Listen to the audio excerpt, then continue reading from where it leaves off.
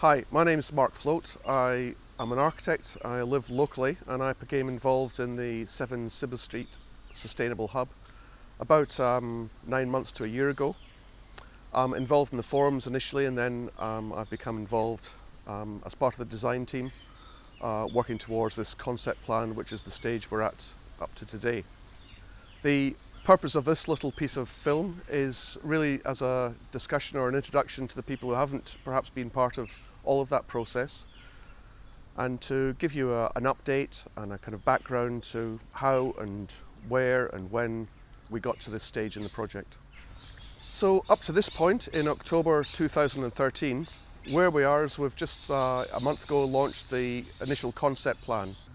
So what is a concept plan? Firstly, it's just one step in a very long process. It's the first step, if you like, in terms of drawing.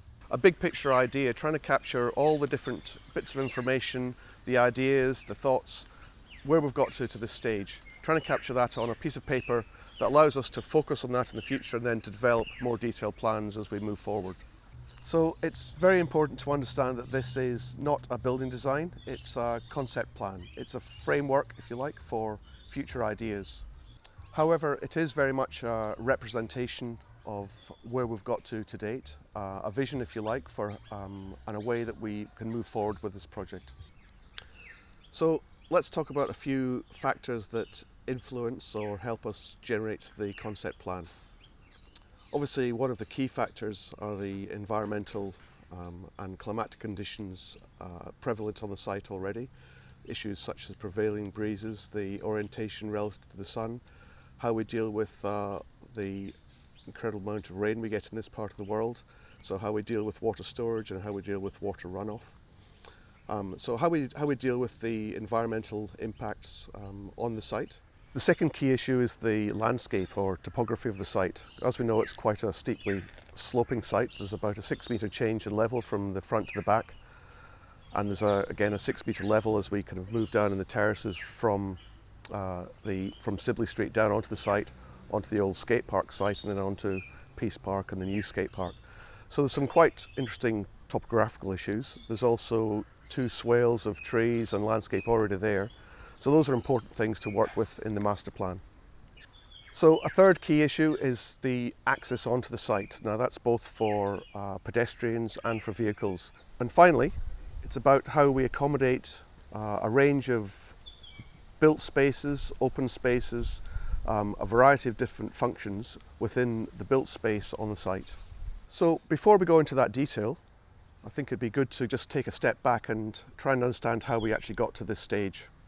So over the past year, there's been several information gathering sessions. There's been workshops and forums about trying to gather together ideas about what this project should and could become. So a number of different people have been involved in gathering together this information and forming a needs assessment, a kind of list, if you like, of what the community needs and wants and desires, and how that can be brought together into one project. Part of that process has been developing those ideas and establishing a vision and strategies about how we move forward.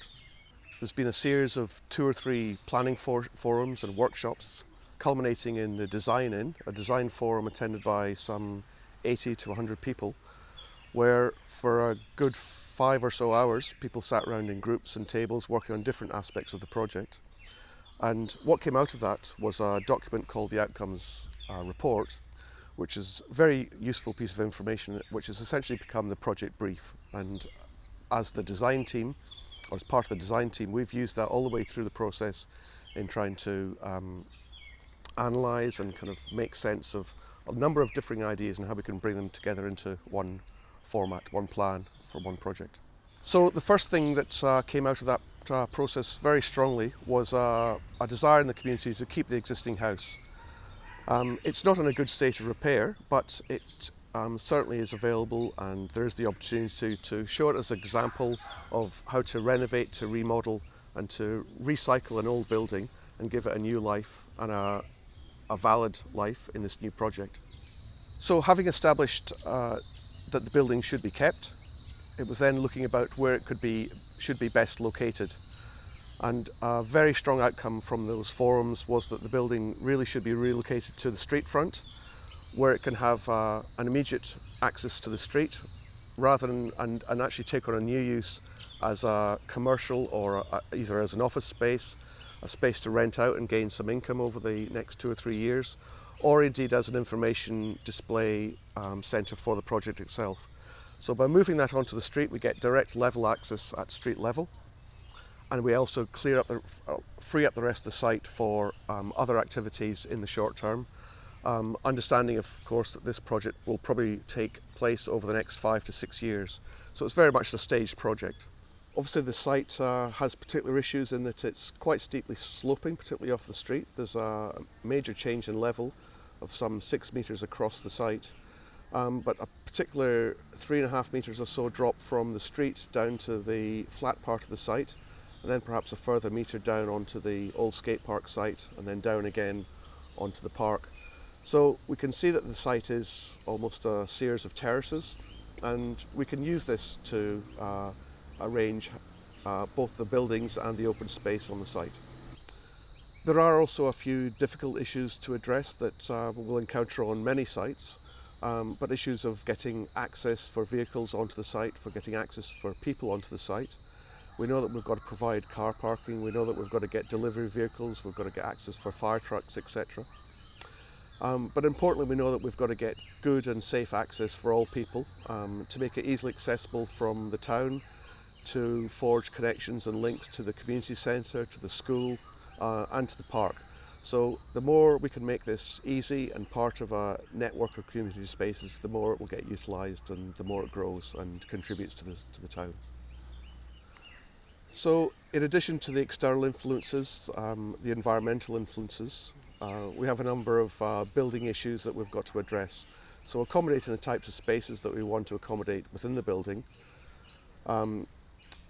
sometimes very differing spaces that sometimes require quiet space, co-located with noisy activities. So how we deal with those different things on site is a very key issue in determining how to plan the building.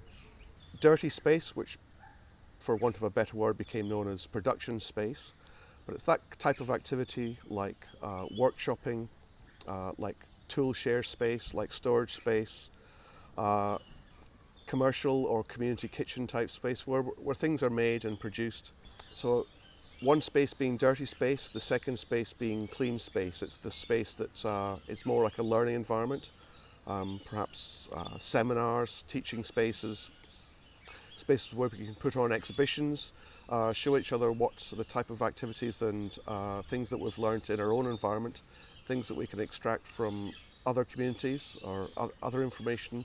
So it's gathered together so it becomes a kind of library or a shared resource, an information exchange, if you like.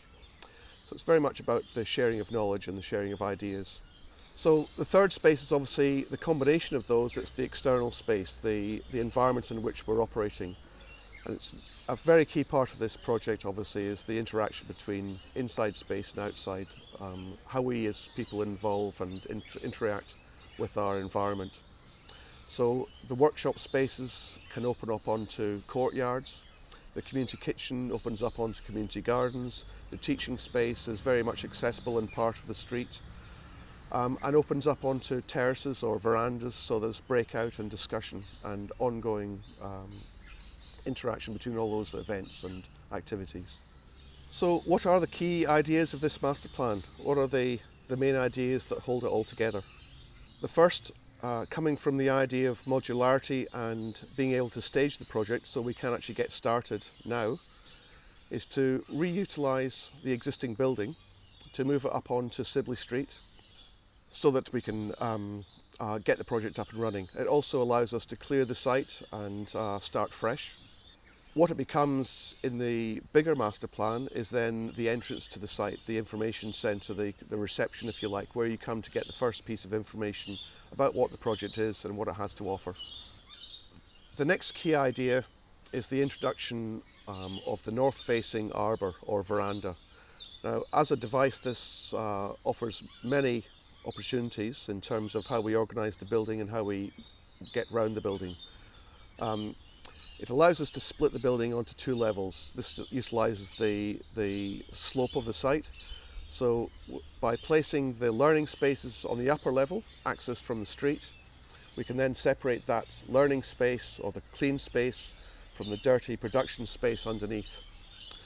The production space is then accessed from the lower level, which is adjacent to the existing, the old skate park site, which means it's much easier to get level access onto that level.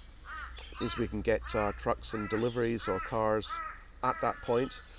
Across a north-facing courtyard, which means that the workshops can then open up onto a courtyard for external or for outside building workshops, etc., or for bigger group gatherings. By splitting the building into two levels, we get a clear separation of types and uses. The learning spaces above, the production spaces below, but also allows a very strong relationship between those production spaces and a north-facing courtyard, and for the community kitchen to have a very strong relationship to a community garden at the back of the building.